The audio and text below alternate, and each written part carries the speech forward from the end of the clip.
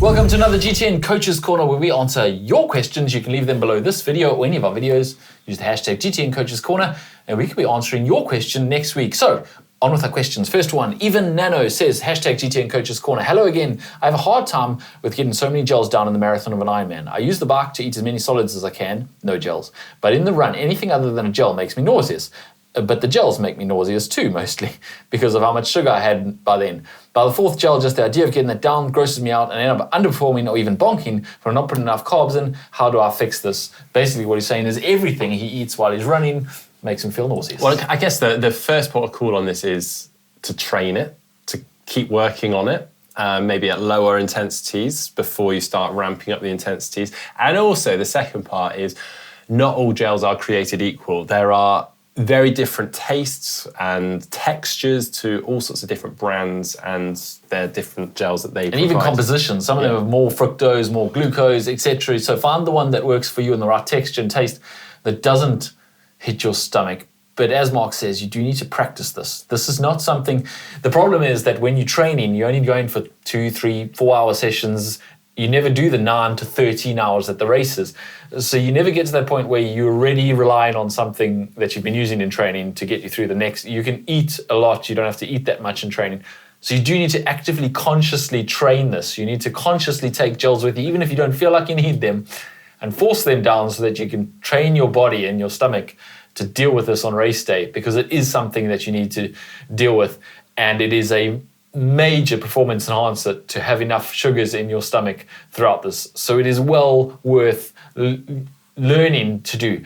The other hack you can potentially do if you do struggle with gels is to mix a concentrated bottle that is much more liquid than a gel, but does have the calories in it. And then you can sip that constantly and consistently throughout so that it trickles into your stomach rather than hitting your stomach with essentially a gel bomb every 20 to 30 minutes where your stomach goes, oh, what was that? And kind of closes down. If you're just trickling the fuel in the whole time, it doesn't hit you so bad. So mix a gel bottle that's mixed with some water and you can sip it consistently instead of just smashing a whole gel occasionally. Another little hack that I was provided a while back is if you are really struggling or at that point in a race where things just aren't going down well, actually just squirting the gel into your mouth, rinsing it around your mouth, and the receptors in your mouth psychologically can give you a little bit of a boost even if you aren't actually consuming the gel. You can then spit that out, and it's just also a good way of maybe just building up to training yourself to maybe take on the taste of it before you are actually trying to consume and take that down,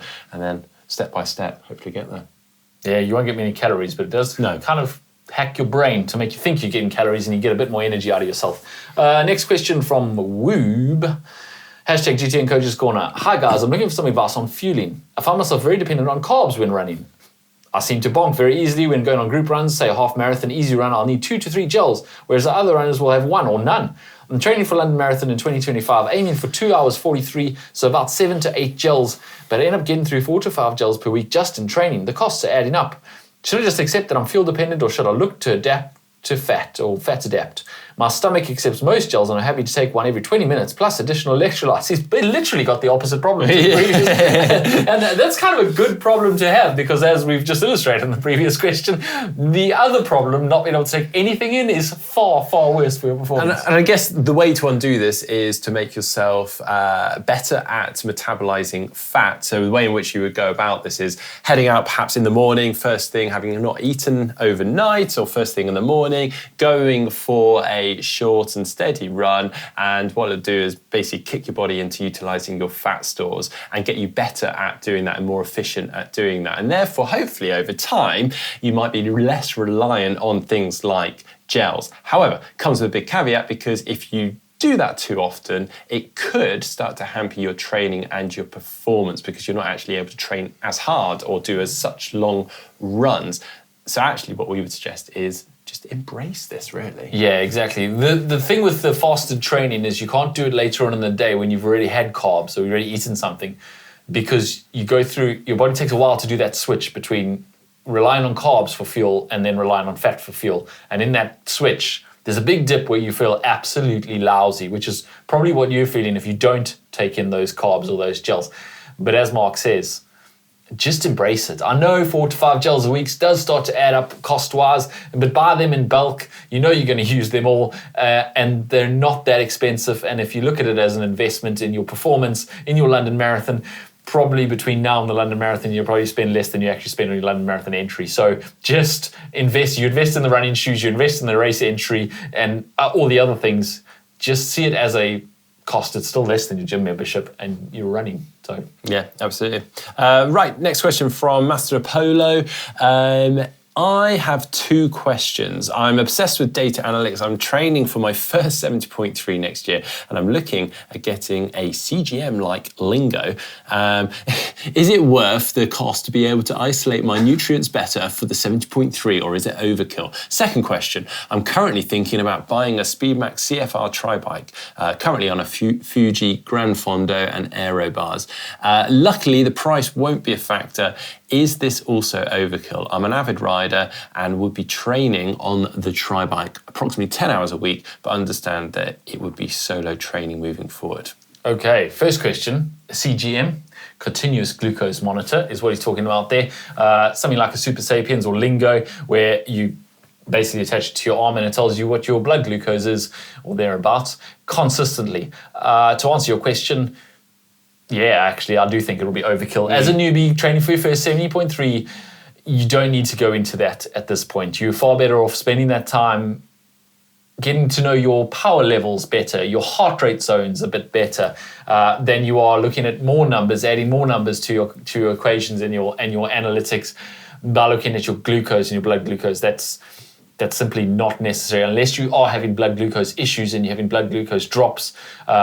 You really don't need to be going into that much detail. You're better off spending that time and mental energy learning other things about your training rather than a continuous glucose monitor. At this point, they do have a place for some people, but I wouldn't advise you. Yeah, and to answer your second question, if you're, looking for approval as to whether you could buy that Speedmax. You need our permission.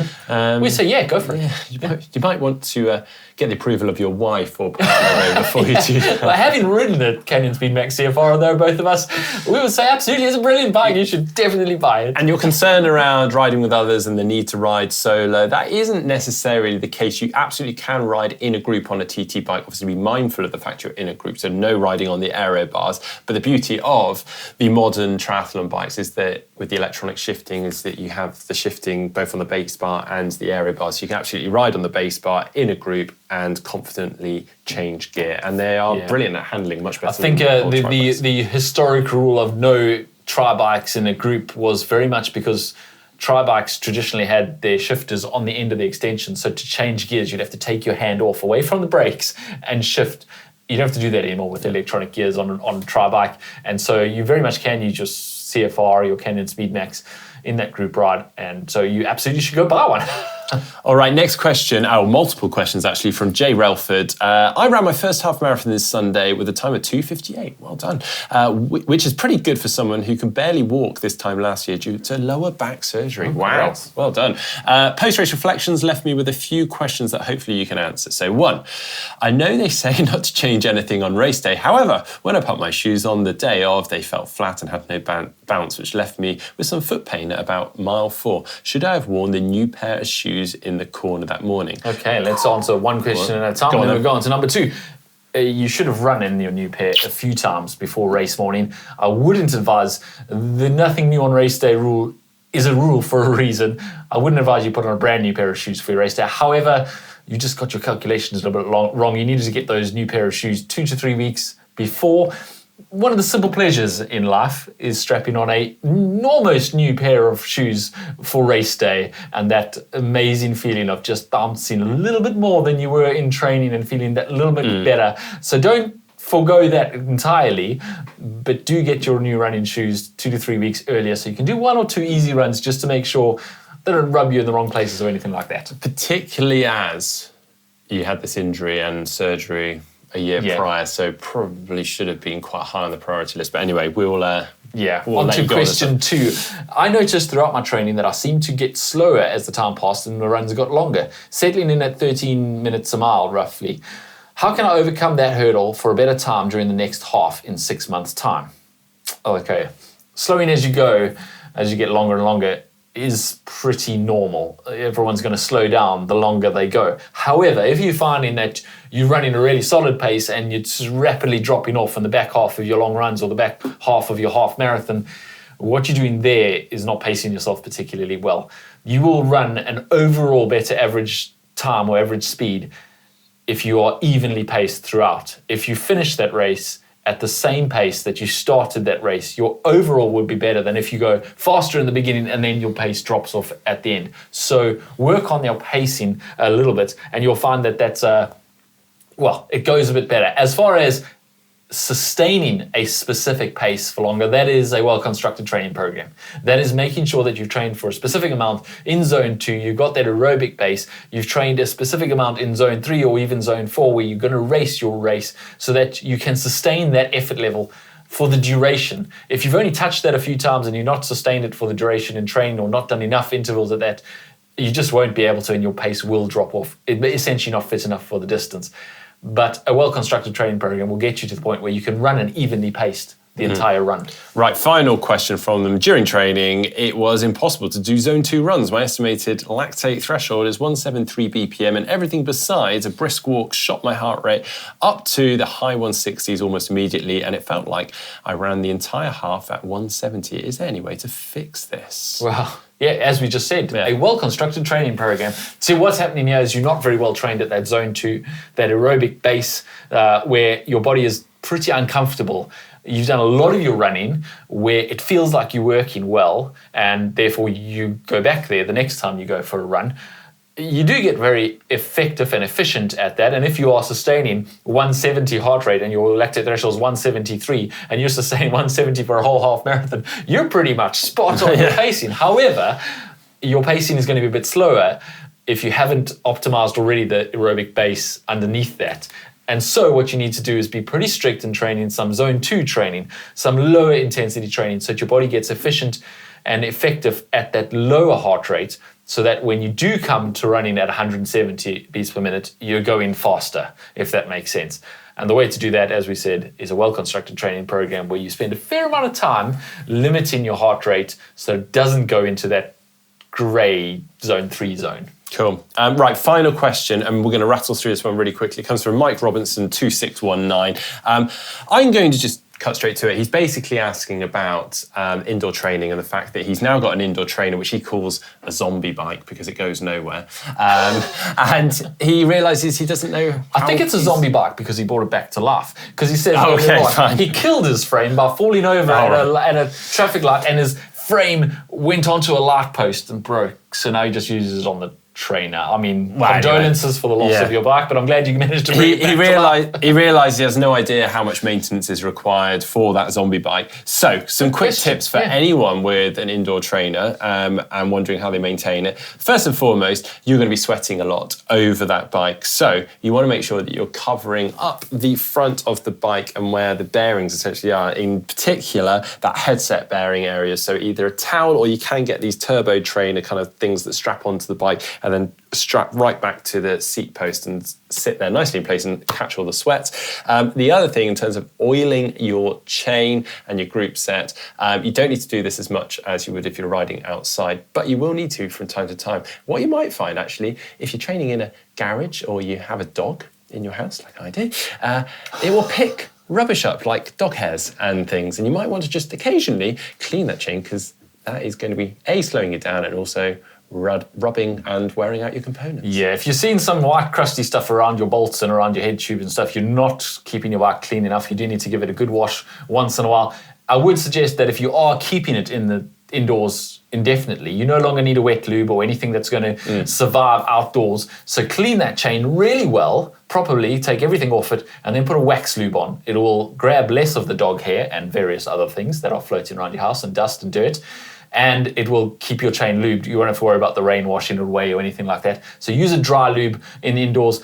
But yeah, do take your bike off the turbo every week or two and give it a good wash and make sure you are getting rid of all that salty, crusty stuff that makes bike components rust. Wow, nice one. Well, that was a very in-depth Coaches Corner this week. I hope you guys have enjoyed it. Please keep them coming in using the hashtag GTN Coaches Corner. Drop them under this video or any other video in the comment section. And we'll see you next time.